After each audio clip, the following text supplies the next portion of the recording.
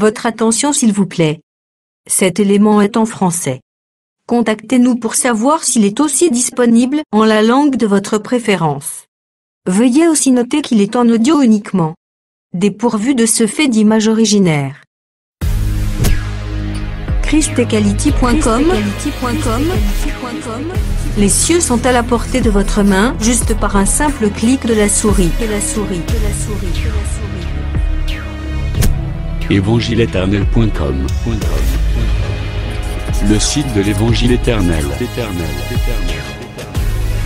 À présent, nous vous convions à suivre la rubrique Questions, réponses et partage.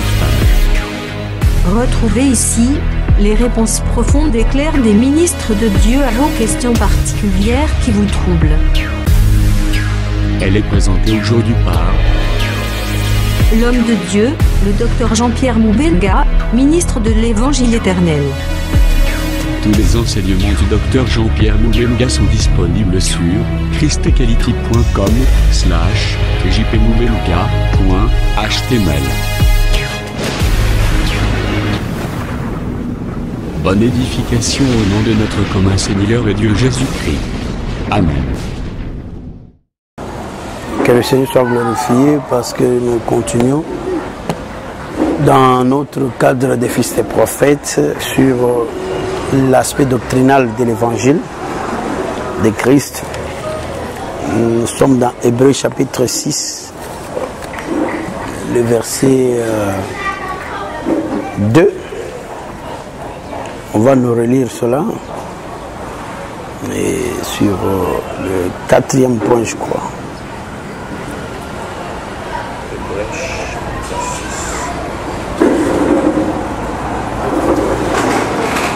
Verset 2. Chapitre 6, verset 1. Et la foi en Dieu, de la doctrine du baptême, de l'imposition de main, de la résurrection des morts et du jugement éternel. Ok. Et nous sommes à l'imposition des mains. Prophétiquement, nous avons déjà dit que nous sommes dans l'imposition des mains. Parce que l'Église a reçu son imposition des mains en Actes chapitre 2. La vérité avait disparu. Le Seigneur a cherché qui peut l'aider. Il a trouvé qu'il n'y avait personne.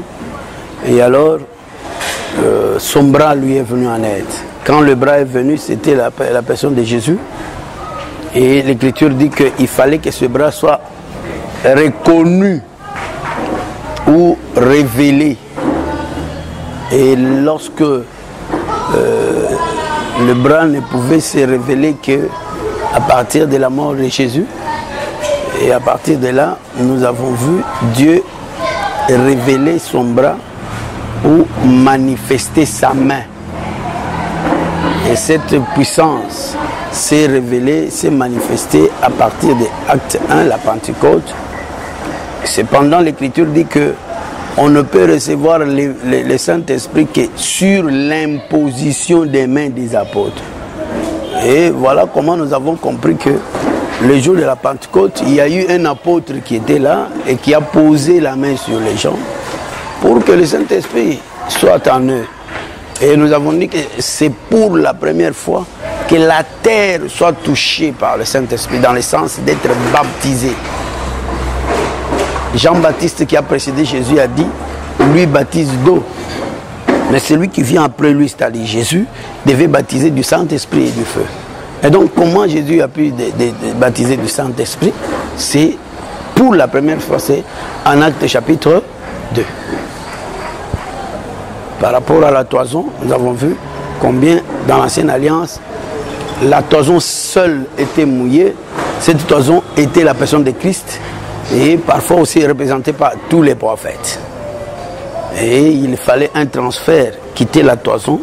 Lorsqu'on l'a pressé, on a pris l'eau qui était là, on l'a fait passer dans une coupe que Jésus devait boire dans son physique. Et que les fils des Zébédée ont cru aussi boire avec Jésus. Et il parlait également à notre place. Ils étaient au nombre de 2 parce qu'ils représentaient aussi les 2 peuples ou les 2 parties de Jésus. Je viens de prêcher sur passer entre les animaux partagés. Les 2 parts, c'est le royaume qui est divisé en 2. Une part pour Esther, une part pour Israël. Et c'est ça, le veau qui a été divisé en 2. Et donc, c'est pour montrer que avec le Saint-Esprit, il y a eu une imposition des mains qui demeure jusqu'à aujourd'hui. On peut aussi le voir avec Matthieu chapitre 14, je crois le verset 29 ou 30, où l'homme de Dieu Pierre, qui a vu Jésus traverser, Jésus marchant sur les eaux, avec ses amis, ils ont eu peur, ils ont dit c'était un fantôme, et Jésus a dit rassurez-vous, c'est moi. Et Pierre dit si tu y es, si c'est vraiment toi, dis que moi aussi je marche. Et il dit bah, marche. Et Pierre est monté sur les eaux et il a marché sur les eaux. Mais quand Jésus a soufflé un grand vent, il a eu peur, il a commencé à s'enfoncer. C'est alors qu'il a crié Seigneur, sauve-moi. Et c'est à ce moment. Il faut comprendre ça. Tout ça, c'est la ligne prophétique. Et il faudrait noter que c'est seulement à ce moment. Pierre était avec ses frères, il a été séparé de ses frères, il est entré dans l'eau, il a marché sur les eaux, et puis il a commencé à s'enfoncer. Après avoir marché sur les eaux, il a commencé à s'enfoncer parce que le vent a fait souffler fort. Et là, il s'est écrié « Sauve-moi ». Cette fois-là, au lieu que Jésus dise seulement « Marche », il l'a touché. C'est ça l'imposition des mains. Il a étendu sa main, il l'a touché, et puis il l'a mené jusqu'au bord. Donc, plus tard, c'est alors que les gens qui étaient là, qui étaient restés dans la barque, quand ils ont vu ça, ils sont tombés, ils ont adoré. Et là, nous sommes dans les 45 jours après la guerre d'Armageddon. La reconnaissance, n'est-ce pas, que c'est celui que nous avions crucifié là, qui est Dieu. Et c'est la porte ouverte au millénium. Donc dans le texte là, c'est toute la ligne. Alors, mais j'y suis parti pour montrer le temps prophétique de l'imposition des mains. Pierre qui s'est mis à part les autres, ses frères, c'était simplement lorsque Jésus a commencé à prêcher, quand Jésus dit rassurez-vous, c'est moi, c'est tout l'enseignement que Jésus a donné pendant 3 ans et demi. Il disait seulement que rassurez-vous, c'est moi. Rassurez-vous, c'est moi. Et cet enseignement a séparé, a divisé Israël en 2. Une partie c'est Pierre, le reste c'est Israël endurci. Pierre là, ce sont des gens qui ont suivi Jésus. Ils ont commencé à dire Seigneur, même les démons nous ont soumis, nous ont été soumis. Ça c'est marcher sur les eaux, c'est faire l'extraordinaire. Ils ont vécu des choses extraordinaires et ils les ont expérimentées. C'est marcher sur les eaux, c'est devenir surnaturel, devenir un fantôme.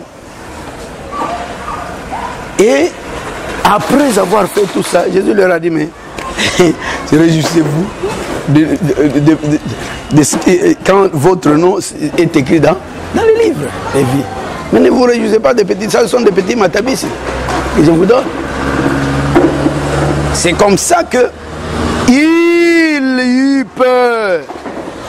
Qu'est-ce qui a fait peur? Vous rentrez dans l'enseignement que je viens de donner. Exactement ça. Abraham, ce Pierre-là, c'était Abraham. Abraham qui, après le coucher du soleil, le vent qui a soufflé fort, c'est la mort de Jésus. Frappe les bergers et les brebis dispersent. La mort de Jésus a fait que les disciples qui le suivaient ont eu peur. Depuis le jour où on l'a arrêté. Et l'Écriture dit, tous m'abandonnèrent. Ils ont fui, ils ont eu peur de la mort. Et c'est sous ce rythme-là qu'ils se sont cachés. Ils sont restés dans la chambre haute. Malgré que Jésus était ressuscité, il leur a dit restez là. Parce que vous avez encore peur. Il y a un anti-peur qui viendra. Et attendez-le. Et c'est l'imposition des mains. Pour avoir le Saint-Esprit, pour être baptisé du Saint-Esprit. Dans le texte de Matthieu 14, c'est lorsque Jésus a posé sa main. Quand Pierre dit, Seigneur, sauve-moi, c'est tout le temps de la peur, à la disparition du soleil. Quand le soleil a disparu, les ténèbres est devenu profond et ils ont commencé à avoir peur. Jésus lui-même avait dit, il avait dit que profitez pendant que la lumière est avec vous. La nuit vient où personne ne travaillera. Parce que la lumière sera grande. Et plutôt les ténèbres seront grandes. Et quand il a disparu, et c'était la peur. C'est ça la peur, la terreur d'Abraham. La peur qu'Abraham a eue. Mais tout de suite après, il fallait une fournaise qui passait. Cela coïncide avec l'imposition des mains. Et en imposant les mains, le Saint-Esprit plane sur les gens. Et lui, le Saint-Esprit, il représente le courage divin. Et c'est la force qui fait qu'un enfant de Dieu ne puisse jamais reculer. Il n'y a pas de plus important que être baptisé du Saint-Esprit. Il n'y a pas. C'est ce que Jésus appelle des bonnes choses. Il dit, vos pères vous donnent de bonnes choses. Boni boni. Ngai. Nazanga kope sabino molimo mosanto soki bope sengi ngai yango. Or de l'autre côté, boni boni tata akozanga kope sabino makambo malam. Makambo malam on ezanga ka Saint-Esprit. Donc, c'est pour dire, c'est ça. Quant à nous, nous sommes sous l'imposition des mains. C'est pourquoi il est dit dans la marche de l'église, une exhortation pareille et il dit soumettez-vous sous la main puissante de Dieu et il vous élèvera autant qu'on verra. Parce que nous sommes constamment sous cette imposition des mains et le Seigneur est en train de faire quelque chose sur nous. Donc en même temps nous sommes baptisés du Saint-Esprit, en même temps il est en train de combattre pour nous. Il est en train de combattre pour nous. Parce que sur l'imposition des mains, le Seigneur envoie une lumière contre nos ennemis. Et nous étions dans les cas, nous avions déjà parlé du premier cas qui était l'imposition des mains par rapport aux dons ministériels. On pouvait en parler directement, donc en général, pour les dons. Il y a plusieurs dons. Ce qu'on vient de dire ici, par rapport au Saint-Esprit, c'est encore un don. Parce que le Saint-Esprit, c'est un don, d'après Actes chapitre 2, verset 38. Il a appelé le Saint-Esprit don. Et vous recevrez le don du Saint-Esprit. Le don du Saint-Esprit, là-bas, c'est avoir le Saint-Esprit, être baptisé du Saint-Esprit. Ce ne sont pas les manifestations de l'Esprit qui sont dans 1 Corinthiens chapitre 12, non. C'est vraiment le don du Saint-Esprit. Le don aussi, c'est le ministère. Hein? Le don ministériel. Un ministère, c'est aussi un don de Dieu. Le don, c'est aussi les dons spirituels. 1 Corinthiens chapitre 12. Tout ça, c'est toujours les dons. C'est pourquoi vous avez vu au niveau, tu peux lire au niveau d'Un Timothée chapitre 1er. Attends, je vérifie.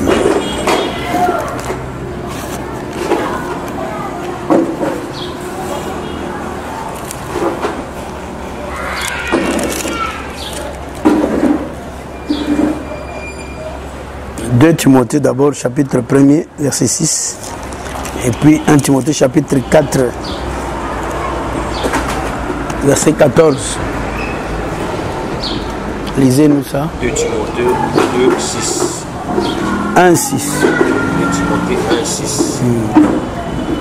C'est pourquoi je t'exhorte à animer les dons de Dieu que tu as reçus par l'imposition de main, par l'imposition de mes mains. Le don ici, c'est quel don?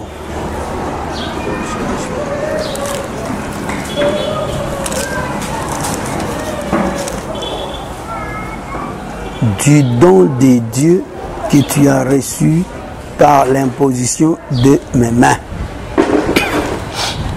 C'est quel don ici? C'est quel don ici?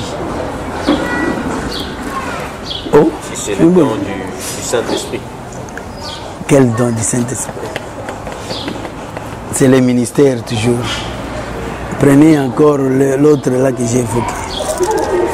Bien que les dons, le même verset peut parler aussi des dons, de la manifestation des dons. Pourquoi? Parce que les ministères peuvent aussi être représentés par les dons. 1 Corinthiens chapitre 12 verset 28, il parle de... Bon, lis d'abord ce que nous avons à lire. 1 Timothée 4, 14. Ne touche pas le don qui est en toi et qui t'a été donné par la prophétie, avec l'imposition de main de l'Assemblée des Anciens. L'Assemblée des Anciens a donné, tu vois, ça c'est d'abord un don ministériel. Et ça peut devenir aussi les dons, parce que le don ministériel est lié aussi au don de l'esprit. Comment?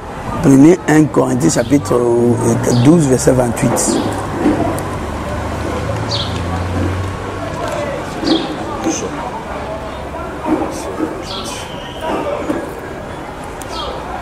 Dieu a établi dans l'Église premièrement des apôtres, secondement des prophètes, troisièmement des docteurs, ensuite ceux qui ont le don des miracles, et ceux qui ont le don de guérir, de secourir, de gouverner, de parler diverses langues.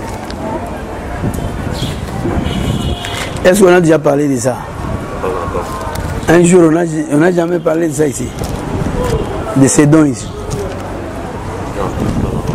Ah. Dieu a établi dans l'Église premièrement les apôtres.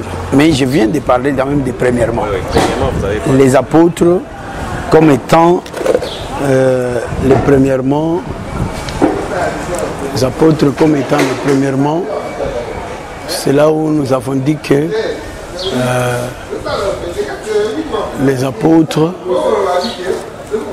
la Genèse elle-même, c'est l'apostolat. Au lieu d'en parler comme étant la prophétie, par rapport au livre, la prophétie c'est l'Exode. C'est la prophétie qui permet le déplacement. Et la prophétie c'est un déplacement. Alors que l'apostolat c'est le pied, hein, c'est le fondement, le commencement, le début de toutes choses. Maintenant on a dit secondement, troisièmement. On a cité apôtre, prophète, docteur. Bon. C'est que l'apôtre est le chef des docteurs? Non. C'est la succession par rapport au travail. Hein? Au travail. C'est comme dans un champ, vous trouverez d'abord les gens qui défrigent les champs. Ils coupent le bois et renversent les choses. On vient brûler.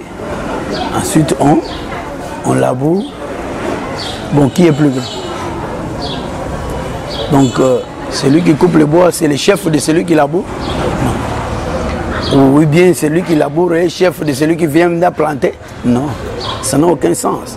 Mais c'est un ordre par rapport à ce que le travail exige. Donc c'est ça Maintenant, nous sommes passés par là, donc je crois que chacun comprend qu'il n'y a pas la notion de chef là-bas, mais c'est la notion de complémentarité. Maintenant, après le docteur, on nous parle de quoi? Du miracle. Mais comment? Ceux qui ont le don de miracle, dans la marche, ils dépassent les pasteurs, les évangélistes. Et là, dans la maison, l'évangéliste n'est pas là, le pasteur n'est pas là. C'est que, bon, si même les gens, on peut accepter nos frères des groupes de prière qui nous disent que l'évangéliste est en dehors, à l'extérieur. Va-t-on encore accepter que le pasteur aussi est dehors? Parce qu'il n'a pas été figuré ici. C'est pour dire que si vous n'avez pas l'esprit qu'avait Paul, vous ferez la plus grosse bêtise du monde. Vous ferez la plus grosse bêtise du monde et vous ne comprendrez rien.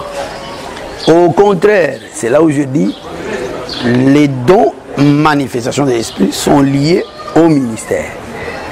Les miracles dont il est question, c'est un don, mais c'est lié à un ministère. Ça représente tout un ministère. Le ministère appelé miracle par le nom d'un don des spirituels, des manifestations de l'esprit, c'est l'évangélisation, c'est l'évangéliste. Miracle ne veut pas dire seulement que les gens babou balongola c'est pas seulement ça. Jésus a résumé tous les miracles en un seul miracle qui est le miracle de Jonas. Et le miracle de Jonas permet, vous savez que Jonas, c'est celui qui a prêché la repentance. Hein? Jonas est allé à Ninive. Le Seigneur parle de ce que Ninive avait fait. Il dit, les gens de Ninive se sont repentis. C'est ça l'accent mis sur Ninive, sur le miracle de Jonas. C'est un miracle qui amène à la repentance. Et c'est le service aussi de l'évangéliste qui amène généralement la repentance. C'est dans la maison, c'est pas hors la maison. L'évangéliste n'est pas hors la maison, il est dans la maison. Et ensuite aussi, nous avons, ce ne sont pas les évangélistes qui créent les églises. Hein? Généralement, d'ailleurs, c'est l'apostolat qui crée les églises, c'est-à-dire qui fonde les églises. Parce que l'église commence par un fondement. Alors, maintenant, le Seigneur a bien fait. Notre frère, l'homme de Dieu Paul, a dit, ensuite, l'ensuite là, précède un ministère. Et puis, c'est pas terminé. Après, ensuite, il a dit quoi? Et puis, est-ce que dans ta Bible, c'est comme ça? Et puis, ceux qui ont les dons.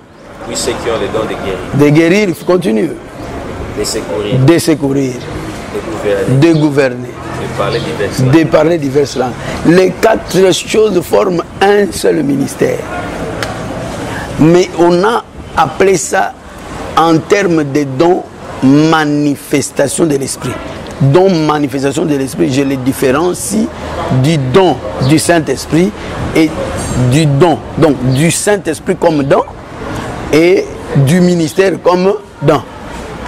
Mais les dons de l'esprit, appelés communément les dons de l'esprit, c'est la manifestation de l'esprit. Selon 1 Corinthiens chapitre 12 où nous sommes. Et les quatre choses représentent le pastorat. C'est le pasteur. Le pasteur incarne ces grands dons-là. Le don de guérir. Hein? Le premier, c'est quoi? Don de guérir. Guérir. Guérir est une spécialité pastorale. Pourquoi? Parce que l'Écriture le dit. Nous avons vu l'homme de Dieu Jacques dire, si quelqu'un est malade, qu'il aille trouver les anciens. Un ancien, c'est un pasteur. En principe. L'anciennat, c'est le pastorat local.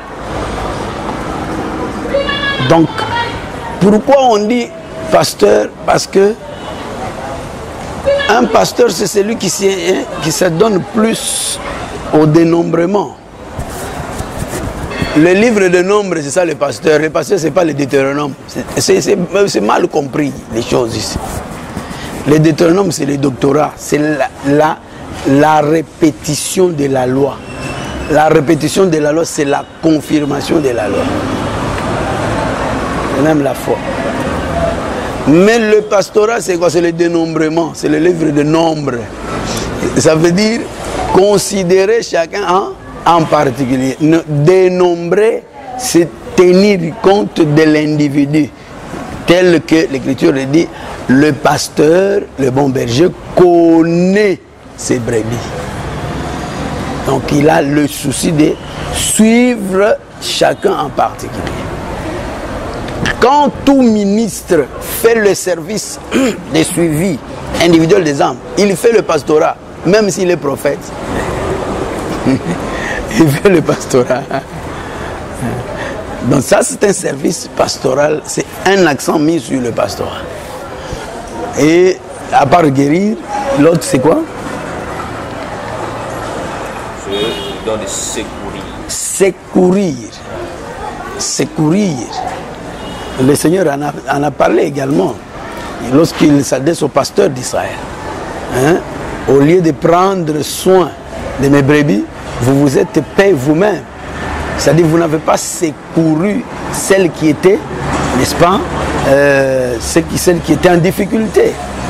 Or, quand le pastorat a le souci de l'âme individuellement, il fait aussi le service de secourir.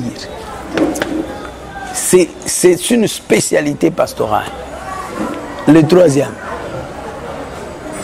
De gouverner. Gouverner, c'est la spécialité également pastorale. De présider. Hein? De présider, de chercher une certaine coordination.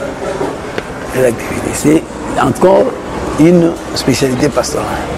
Et enfin, c'est là où c'est difficile parce que les gens ne savent pas l'utilité du parler en langue. Dans nos assemblées, on néglige beaucoup le parler en langue. On pense que l'Écriture a dit ne parlez pas en langue. Si on te dit que l'Écriture a dit ne parlez pas en langue, c'est lui qui te dit ça, il a mal lu les Écritures. On n'interdit pas de parler en langue. Mais on dit que prenez soin que lorsque vous parlez en langue, qu'il y ait une interprétation. Mais lorsqu'il n'y a pas d'interprétation, parlez à vous-même. Parler à vous-même, ce n'est pas parler. Et là, le parler en langue a deux utilités. La première utilité du parler en langue, c'est la révélation. Par le parler en langue, je peux avoir une révélation parce que en parlant en langue, on peut m'interpréter et donner un message prophétique par rapport au parler en langue, pour une édification. Mais principalement, le parler en langue, c'est la facilité à prier. Hein? L'Écriture dit, je prierai en langue. Hein? Je prierai aussi avec intelligence. La prière, le parler en langue facilite la prière. Et celui qui prie, qui parle en langue, il a la facilité à prier. Parce que lorsque vous parlez en langue, vous pouvez citer plusieurs mots rapidement, ou un seul mot qui a un grand contenu. C'est vous-même qui vous édifiez, mais les gens qui sont dehors de vous, ils ne savent pas être édifiés, mais c'est vous-même qui vous édifiez hein, par rapport, n'est-ce pas, à cela. Donc, que ce soit le parler en langue qui représente aussi la prière là-bas, bien qu'un autre don qui représente la prière, c'est la miséricorde. Donc, et le secourir là incarne aussi la miséricorde. Alors, c'est comme ça que nous comprenons que les quatre choses parlent du ministère pastoral. Donc, tous les 5 ministères sont établis dans l'Église.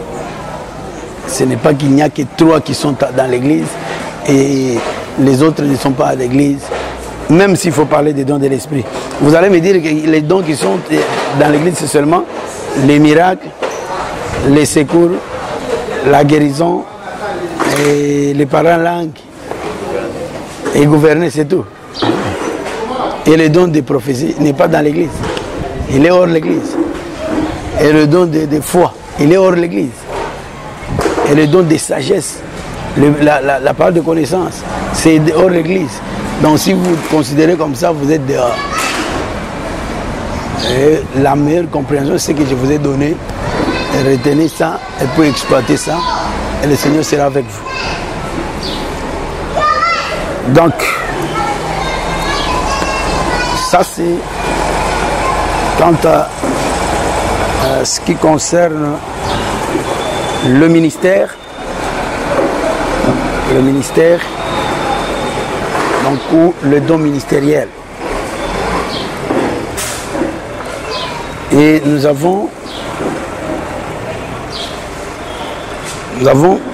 parlé des dons ministériels, nous avons parlé des dons du Saint-Esprit comme don. C'est ce que nous avons considéré comme en général aussi. Donc par l'imposition des mains, on peut être baptisé du Saint-Esprit. Par l'imposition des mains, on peut être consacré au ministère ou être confirmé dans le ministère. Mais par l'imposition des mains, nous avons également la guérison. Dans le cas de la guérison, on peut aussi user de l'imposition des mains. Sauf que l'imposition des mains s'est faite d'une manière et d'autre, de plusieurs manières. Nous allons prendre, vous pouvez nous lire un peu ce que tout le monde... Marc chapitre 16.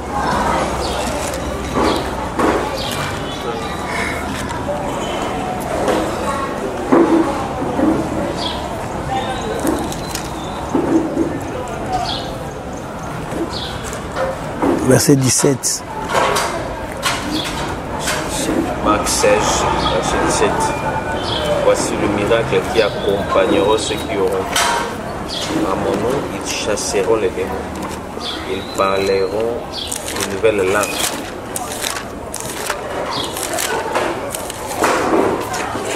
Ils parleront de nouvelles langues. Ils saisiront du serpent. S'ils boivent quelque breuvage mortel, ils ne leur feront pas de mal. Ils imposeront le main aux malades et les malades seront guéris. Ils imposeront le main aux malades et les malades seront guéris. On prend un peu Luc 4.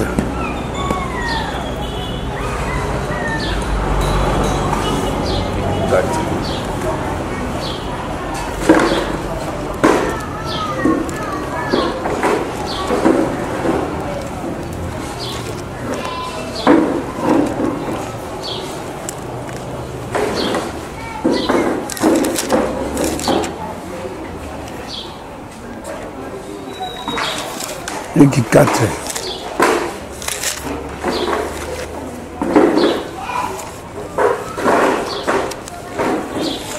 Tu n'as pas regardé? 40. Verset 40. J'ai dit 40. Après le coucher du soleil, tous ceux qui avaient des malades, après le coucher du soleil, tous ceux qui avaient des malades atteints de diverses maladies, les lui amenèrent. Il imposa les mains à chacun d'eux et il les guérit. Et lorsque... Donc, pour des maladies, diverses sortes de maladies, on peut imposer les mains et voir comment l'esprit respecte cela. Comment l'esprit respecte. Donc, pour les cas de maladie, tout le monde peut le faire également. Tout le monde peut le faire si il a la promesse. s'il est dans cette promesse-là de Marc 16. Et donc, tout en sachant que lorsque vous posez les mains, on verra peut-être dans d'autres cas comment ça se fait. Par exemple, dans le cas d'un miracle, on peut aussi opérer un miracle par imposition des mains. Lorsque Jésus a guéri le sourd, oui, on lui a demandé de lui imposer les mains. Mais Jésus, de quelle manière a-t-il imposé les mains? Il a mis ses doigts à ses oreilles.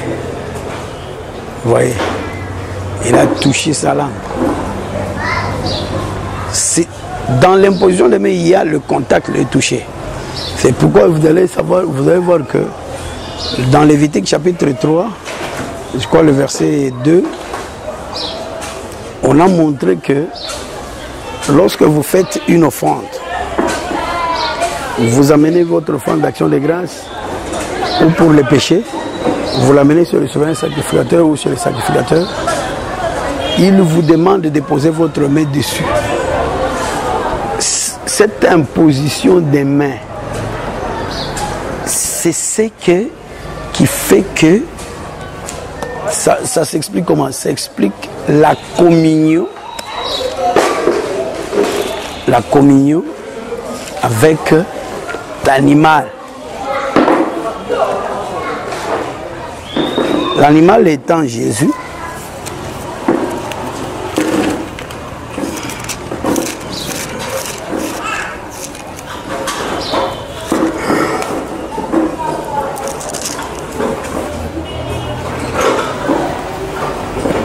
Lis verset 2, dont 1-2. Lévitique 3, 1-2. 3, 1-2. Lorsque quelqu'un offrira à l'Éternel un sacrifice d'action de grâce, s'il offre du gros bétail, mâle ou femelle, il offrira sans défaut devant l'Éternel. Et il posera sa main sur la tête de la victime. Il égorgera à l'entrée de la tente d'assignation. Et les sacrificateurs fils d'Aaron répandront le sang sur l'autel tout autour. Vous voyez? Donc, lorsqu'on pose sa main et puis on égorge l'animal, en réalité, c'est vous qui mourrez, mais l'animal meurt à votre place. Mais vous communiez avec l'animal. Et cette communion, c'est par imposition de main. Donc, lorsque vous posez la main, vous devenez l'animal. Et quand l'animal meurt, l'écriture qui dit que le salaire du péché c'est la mort s'accomplit en vous. Donc vous êtes quitte. Ça, ce sont des choses qui se faisaient physiquement, mais cela expliquait la substitution, la rédemption, le fait que Jésus ait pris notre place.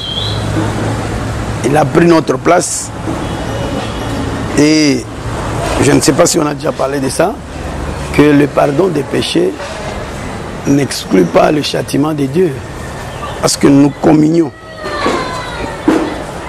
Nous communions, c'est là l'importance aussi de la souffrance de Christ.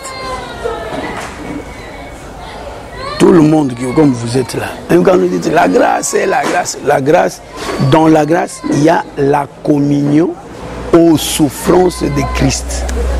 La communion, c'est la participation aux souffrances de Christ. C'est tout le monde qui doit y passer. C'est ce qui est représenté, quelqu'un qui pose la main sur l'animal et l'animal meurt. En réalité, Dieu oublie le péché parce qu'il voit que j'ai déjà puni ce péché-là. Mais au lieu de le punir sur toi, il le punit sur l'animal qui a pris ta charge. Et toi, tu es en communion avec l'animal. Toi et l'animal, vous devenez un. Voilà pourquoi Jésus mourait sur la croix. Paul qui marchait sur les rues, il dit, j'ai été crucifié avec Jésus. En réalité, Paul a posé sa main sur Jésus. Jésus comme animal.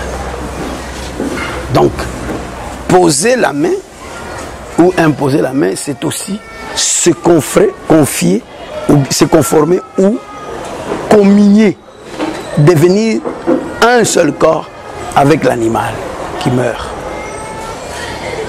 Tu as compris? Okay. Donc, c'est dans ce sens-là qu'il est aussi dit que n'imposez pas les mains avec précipitation. Parce qu'en posant la main, vous communiez. Si vous n'êtes pas fort, il peut vous remplacer. L'esprit de... Parce que l'imposition des mains explique un transfert. Nous l'avons dit. Il y a dans la main une lumière. Lorsque je pose, je la vise vers l'ennemi. C'est pourquoi dans la délivrance aussi, on peut imposer les mains. Et quand on impose les mains dans la délivrance, c'est un combat. C'est exactement ce que Jésus a dit dans Job 36. Job 36. Il tourne sa lumière contre ses ennemis.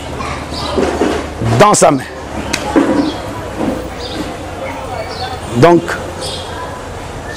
quelqu'un qui vient vous embrouiller, nous avons vu déjà, je vous ai donné l'exemple d'un catcheur. L'exemple que je vais vous donner, c'est que l'apôtre a donné ce jour-là, je ne sais pas, c'était... Il parlait à qui? Apôtre Lomponda. Hein? Les catcheurs des dingues. C'était dans quelle occasion? C'était à quelle occasion il parlait devant? Il présidait le culte? Il présidait quoi? Ah, dans la nuit de prière. Ouais. C'est ce que je vous ai dit ici. Je vous ai dit, c'est moi qui ai reçu le monsieur. Lui, il était disciple. Je leur ai dit, l'Esprit m'a dit que personne ne le touche. Et personne ne l'avait touché. On l'a mis seulement au milieu comme ça, on s'est tenu comme ça, mais il a commencé des cathares. Des cathares. Sa maison était brûlée. Mais oui, sa maison était brûlée. Il était venu pour envoûter cette église. Il a raconté des histoires, Bakunda, Banyama, si c'est où, partout, tout et tout.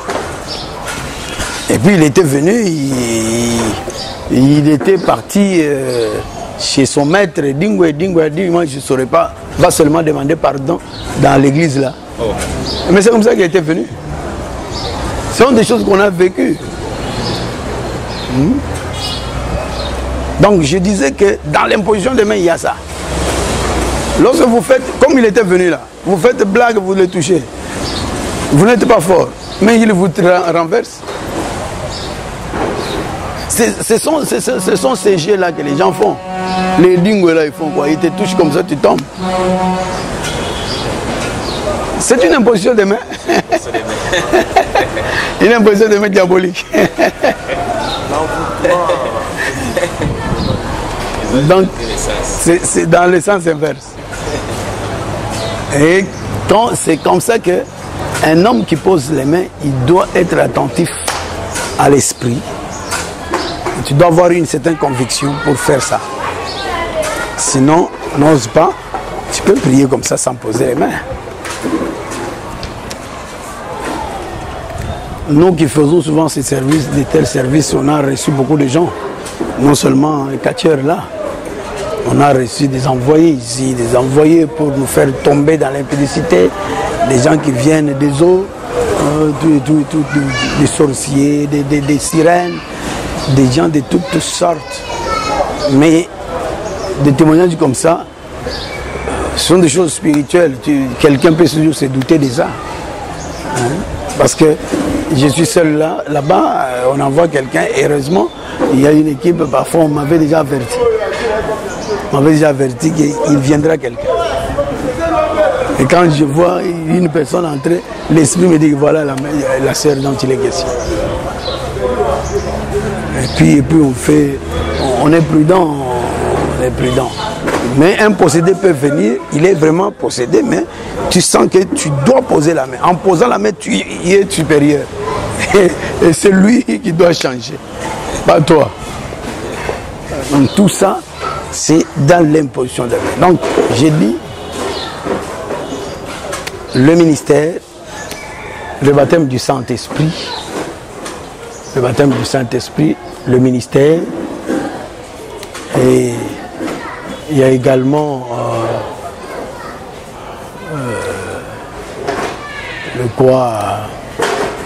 j'ai dit quoi? La maladie. La maladie aussi c'est facile, hein, on peut le faire. Mais il y a également,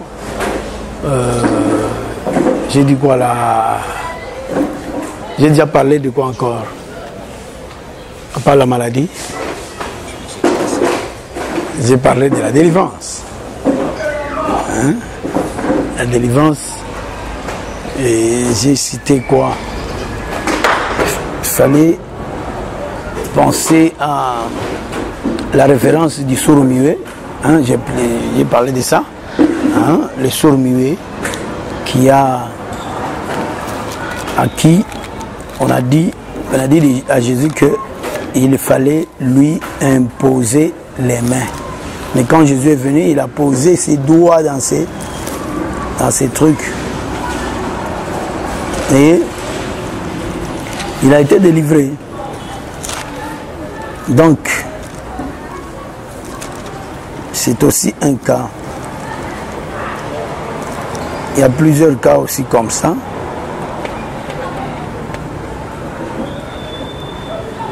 Et il y a aussi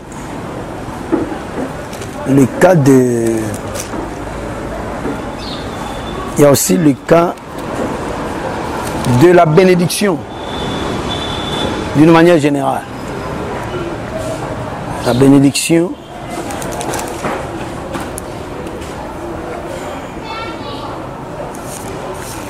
par rapport à la bénédiction, on a également cela. Donc, lorsque vous prenez par exemple les enfants de Joseph,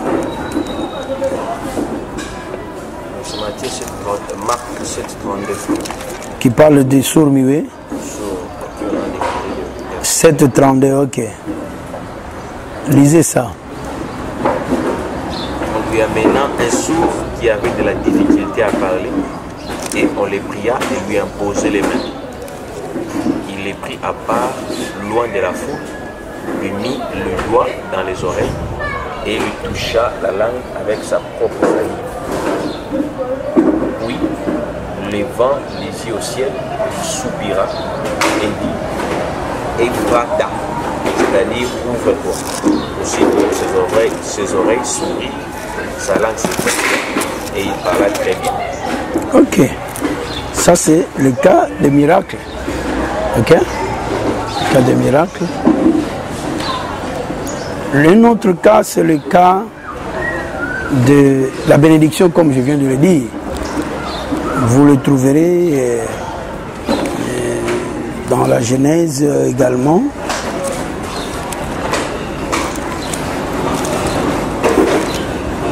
Nous prenons Genèse 40.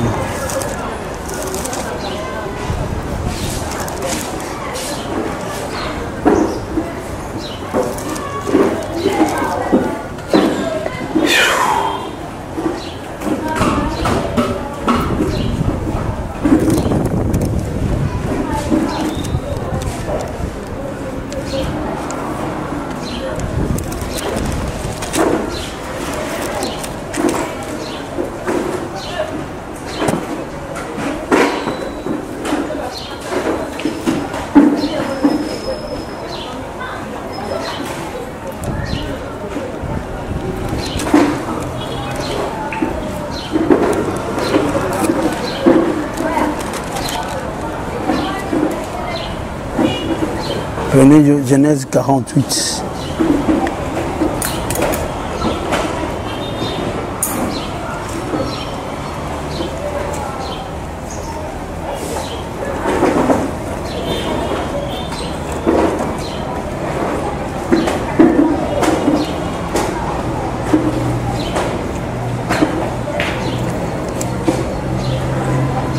Lisez à partir du verset 16 descend. Genèse 48, verset 16. Que l'ange qui m'avait délivré de tout mal bénisse ses enfants, qu'ils soient appelés de mon nom et du nom de mes pères, Abraham et Isaac, et qui le multiplie en abondance au milieu du pays. Joseph vit avec de plaisir que son père posait sa main droite sur la tête d'Éphraïm. Il saisit la main de son père pour la détourner dessus la tête d'Éphraïm et la diriger sur celle de Manassé. Et Joseph dit à son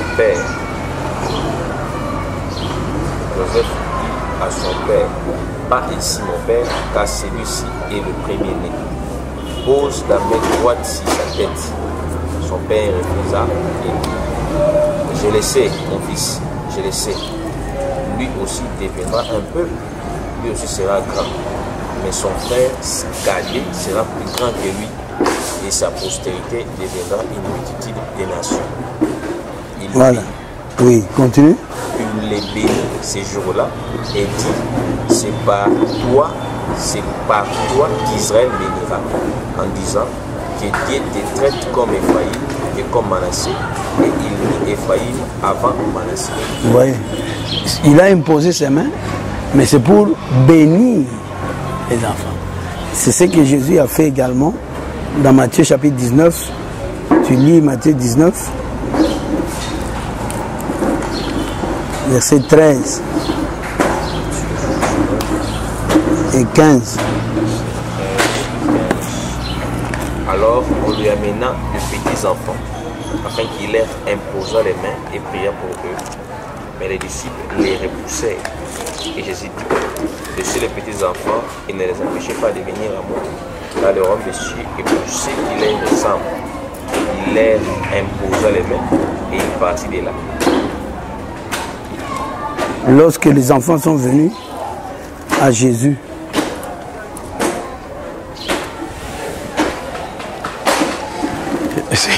c'était pas qu'ils étaient malades, non. Ils venaient seulement pour leur bénédiction. Donc pour une bénédiction, Dieu peut te convaincre d'imposer la main sur quelqu'un. Dieu peut convaincre d'imposer la main pour une bénédiction. Et il y a aussi ce qui s'est passé dans Acte 13. On a imposé les mains sur Paul et sur Barnabas. C'était pour une mission spéciale envoyée par le Saint-Esprit. Donc, pour quelqu'un, ou lorsqu'on engage quelqu'un à un service, on peut imposer les mains à quelqu'un. Allez, s'il vous plaît, au numéro suivant, pour retrouver la suite de ce message.